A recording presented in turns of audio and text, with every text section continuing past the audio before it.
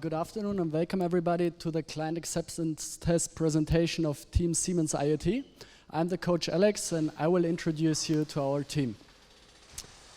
On the upper left you see our customers from Siemens, Dr. Markus Sauer and Jochen Nichols. And I also see that Johannes and Sandra came, so thanks for being here and thanks for the great support over the last semester. Below that you see our project lead, Dr. Lukas Alperovitz, who always took care that we stay on track. And on the right side you see our 6 amazing developers, Felix, Xingyu, Simon, Lukas, Raymond and Mayo Ying, who put a lot of effort during the last semester to build a nice app. And now I'll hand over to Xingyu, who's going to lead you through the first part of our presentation. Enjoy. So hello everyone. Connectivity within the manufacturing process is becoming to be more important. And now let's see how they work in the history. Long time ago, there was a monitor for each device, and the device were not connected to the network. Yet recent trends according to the Industrial 4.0 leads to a higher IoT devices count within the shop floor, and it is impractical for a floor manager to monitor all the devices by checking these displays. And what if all the monitors disappear, and how can this floor manager to monitor all the devices? Also, the sensors in the machines nowadays have multiple interfaces and are connected to the network. So our problem is how can we retrieve and visualize all the data? At the moment stage, the sensors are connected to a central monitoring server and can be monitored by the control center. However, to reduce the flow management overhead, which is caused by this additional control center, it is beneficial for us to allow our floor employee to use mobile devices and monitor all the sensors in the machines in a decentralized environment. And even though we have already solved both problems, we still need to consider about how can we improve the customer experience when they're standing on the working floor and make the production process more efficient. To solve this problem with the newest technology, we decided to deploy the augmented reality in our application at scale. And now let's look at our visionary scenario. First of all, the floor employee can scan the QR codes on the machine to get its status. Then he can compose his own dashboard and compare multiple devices in the widgets. And the widgets can be integrated in a 3D AR view. And finally, he can share his dashboard with another engineer who would like to take a closer look at the performance of all the devices. And now let's go over our functional requirement. First of all, applications should be able to show data from multiple devices in a dashboard. And then the dashboard itself should be displayed. And the widgets can be placeable in the 3D AR view and be populated by the data retrieving from the IoT machines. What's more, applications should be able to modify the IoT device data and therefore in a decentralized environment. Finally, our dashboard should be shareable and be accessible only within a defined region. And now it's time for our demo. Here is Lucas, who is acting as a floor employee.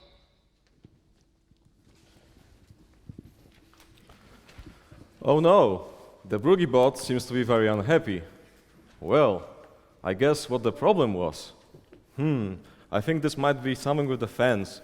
Well, I don't know how to fix it, so maybe I should call the control center. Ring, ring. Hello, control center, what can I do for you? Hello, it's Lucas here. So I'm on the shop floor and I'm looking at the Broogie bot. So it seems that it's not working properly. Can you give me some more additional info about it? Sure, let me check, just 1 minute. Oh, sorry, it looks like it will take a while to find the problem. I have put this into a ticket. Can I give you feedback next week? Okay. Well, that takes a lot of time. If there only was a better way to solve this. Hello, control center. Yes? I've got this once again. What? Hello, hello. Hey, Lucas. Hello. Oh, the Broogie bot seems to be very unhappy. Yeah, this is strange. I don't know what's happening. Can you help me with it? Well, it's your lucky day, because I'm here to fix this with our new CJ app that composes dashboards for the IoT machines. Okay, so what do we do first? All right, so we open the app.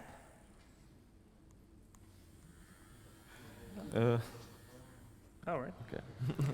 Here we go. So we scan the dashboard QR that is associated with the device. Okay. So here we can create a new dashboard. Since there are no existing dashboards, so we create a new dashboard for this device. And it asks us if we can add the BroogieBot. So we just add it. Great. What can we do now? So we want to fix something seems to be wrong here. So we want to check what the issue is, right? Yes, I would actually start by checking the red fan. All right, so here with the device, we can see the sensors associated with it. So we have the red fan and the yellow fan associated with this device. And there seems to be a problem with the rotation speed, so we can have a look at the rotation speed of these sensors. Sure, let's go for the red fan. All right, so and we can view the data in any of the charts that you want to. Well, I would go for the number display and the line chart. All right, your wish shall be done. So we have the line chart, and we have the number display.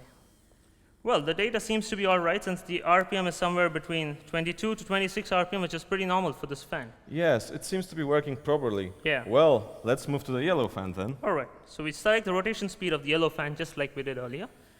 I would go with a bar chart maybe. Sure. So we just drop in the bar chart here. Oh, I have an idea. Can you actually place this widget on the same chart we used before, like the line chart? Sounds like a good idea. That's easier to compare. So let's just drop in the line chart here. Whoa, there's a big difference here. Yeah, so we can see that the data is pretty huge. It's like 51 RPM for the yellow fan. Yes. Well, can I get the same dashboard on my device too? Sure. So let's maybe switch to your device.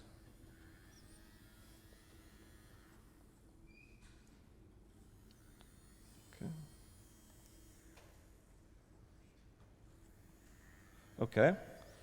And I would just go ahead and share the dashboard, Okay. which generates a QR code that enables you to get the dashboard. Wow, great. Now I have the dashboard. Well, what is this giant button here saying AR? I'm tempted to press it. Go for it.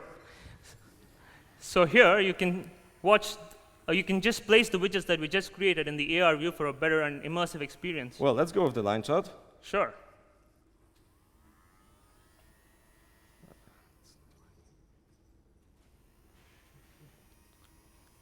Sticky hands. Okay. Wow, now I can take a look at the sensors and at the data coming from them at the same time. This is a great tool. Yeah. Well, now that we figured out that the yellow fan is a problem, can you help me to fix it? Sure, that's what I'm here for. So we just select the yellow fan that we would like to fix. We would like to modify the data. Seems like somebody left the fan running in the rapid mode. Yes, I think this should be smooth. Yeah, let's go for smooth. And you should be able to visualize a change in the line chart. Yes.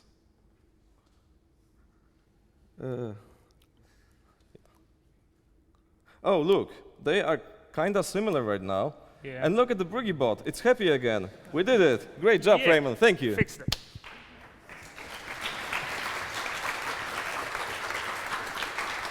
So, thank you guys.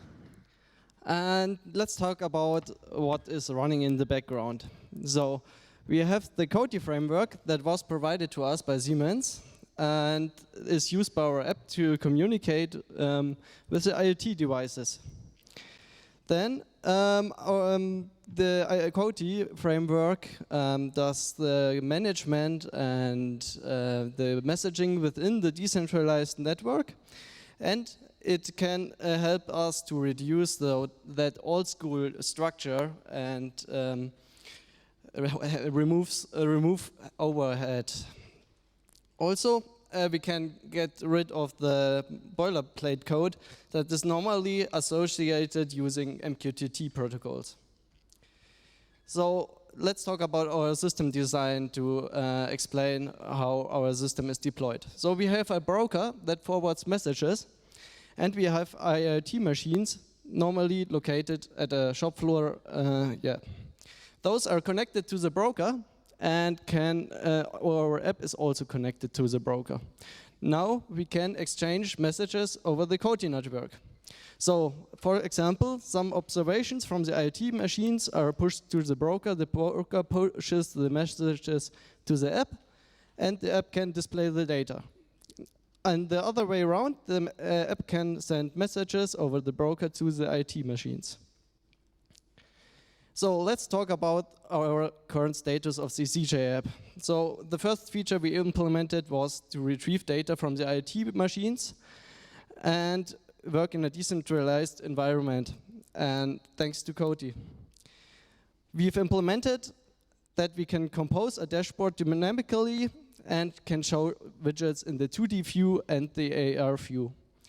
The AR view enables us to put widgets right to the place they belong, and it has a good overview right next to the machine. And we have implemented the share dashboard functionality and a widget that enables us to trigger remote actions, but the actions are not transmitted right now.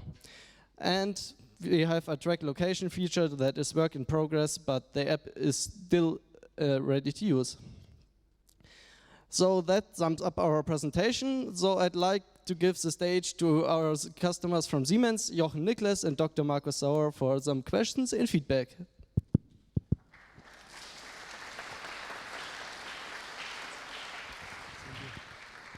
So first of all, thank you to the team. Great work. And I was really surprised regarding the improvements since last week.